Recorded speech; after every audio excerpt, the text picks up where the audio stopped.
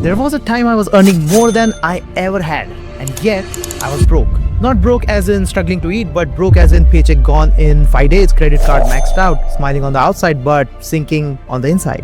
It's because I didn't realize I was walking straight into the traps, the money traps. Ones that looked like success but were quietly killing my freedom. But I got out of them because I figured out what they were. Most people don't go broke overnight. It is slow, it is sneaky, it is thousand small decisions that feel normal until they leave you stuck wondering where it all went.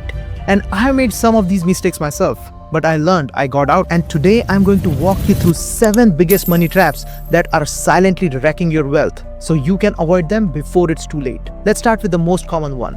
Number 1, lifestyle inflation. I had a colleague. We both used to make around $75,000 a year. One morning, after a small raise and a little bit of bonus, he pulled into the office with a brand new Audi A6, leather seats, custom rims, and the whole deal. Everyone was impressed. I won't lie, even I felt a little bit of envy. But a few weeks later, he started skipping lunch, and now no one was impressed. And that's the point. You don't earn to impress others. And a year later, he had to sell the car, not because he wanted to, but he couldn't afford to keep it. That's lifestyle creep. Your income goes up by a little and you're spending balloons to match it. It feels like progress, but it's not. It's a trap. I have been there too. I once bought a pricey suit for a wedding and suddenly the shoes, the belt, the watch, nothing matched. So I had to spend 3 times more just to keep the image alive. But eventually in life, I chose simplicity. I drove my Corolla for 12 years and invested the difference. No one noticed the car, but that choice helped me retire at 41. No one cares what car you drive, but you should care where that money could take you. Let your money buy you freedom, not fancier problems. While we are talking about problems, here is the biggest one. Number 2, waiting for the perfect time to invest. When I first started investing, I made the classic rookie mistake, trying to time the market. I would read every headline, refresh the stock apps, wait for the crashes and tell myself I will invest when things settle down. Guess what? Things will never settle down. Here's what I didn't know. Missing just 10 best days in the market over 20 years can cut your return into half. Yes, 50%. Those best days usually show up right after the worst ones. So if you are trying to avoid the dips, chances are you are missing the rebounds too. Even Warren Buffett doesn't try to time the market. He just sits there and let the market work for him. I took that advice to heart and stopped pretending to be a genius and started dollar cost averaging. If you invest $500 a month for 25 years at a 10% interest rate, that will turn into $665,000. Even if you were the worst market timer, always buying at the peak, you would still be ahead with someone who is waiting forever for the right time. The truth is, the best time to start was yesterday, and the second best time is today. Number 3, financing a car when you should be buying in cash. That new car smells like a trap. I know I talk a lot about cars, but hey, I speak from experience. People finance cars they can't afford just to look good. The moment you drive that car off the lot, it loses 10 to 15% of its value. In a year, you're down 20%. And in 5 years, you have lost more than half of your money in depreciation. Yep, 50%. Now, I'm not asking you to walk everywhere. But if you just buy a 3-year-old reliable used car instead, and invest the $15,000 to $20,000 of the difference, that money could turn into more than $100,000 over the next couple decades. I'll tell you the rule I followed. Never spend more than 5% of your net worth on a car. So if your net worth is $100,000, nothing more than $5,000 goes to your car. If your net worth is $20,000, your budget is just $1,000 for that car.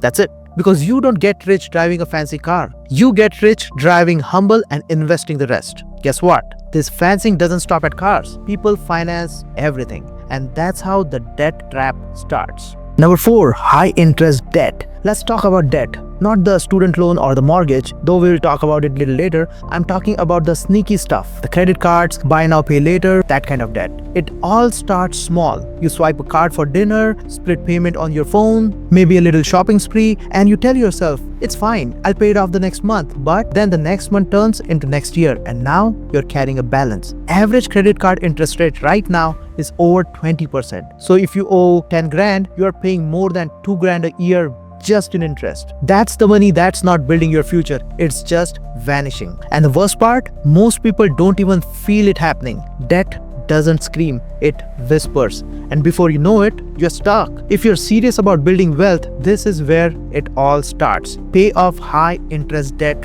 first. Don't invest, don't upgrade your phone, don't plan a vacation, just clear that debt. Because the same compound interest that make you a millionaire can keep you broke forever if it is working against you. Get rid of it. And then you can breathe, you can build, you can win, and now you can go on your vacation too. Number 5, divorce. Let me hit you with something most people don't talk about. Divorce is one of the quickest way to destroy your wealth. I'm not here to get into the emotional side of things. I'm talking about pure finances. Divorce is one of the quickest way to wipe out your wealth. In 2025, a divorce in the US cost an average of $12,780. And if kids are involved, that number jumps to over $20,000. Legal fees, asset division, it all adds up. That's a down payment on a house. Boom, gone. But it's not just the immediate cost. You're splitting your savings, your house, your retirement plan. Even if you win, you walk away with less. Now you have got to run 2 households instead of 1, 2 rents, 2 set of bills, double the cost of living. I have seen people go from financially stable to starting over because of one decision, divorce. And it's not just about the relationship, it's about the financial impact. So choose your partner wisely. It's not just about love, it's about shared values and goals. Because a partner should help you build wealth, not tear it down. Number 6, student loans. I took out $30,000 in student loans and paid it off in my first year of work. Why? Because I knew carrying that weight into my 30s would crush any chance of building a real wealth. And I understand, not everyone is as lucky. As of 2025, Americans owe $1.77 trillion in student loans. The average borrower is strapped with nearly $29,300 in debt. And here's the harsh reality. Many degrees don't pay off. A degree in education, you're likely looking at a lifetime loss of 55%. Liberal arts, about 43%. A drama degree at USC, you're losing over $500,000 in potential earnings. Student loan can feel like the ticket to success, but often they are just a ticket to a lifetime financial stress. STEM degrees offer better returns, but blindly signing up for 6-figure debt without doing the math, that's a trap. I'm not saying don't do what you love and blindly choose a STEM degree, but more often than not, your art holds more value than your art degree. That's the unfortunate truth.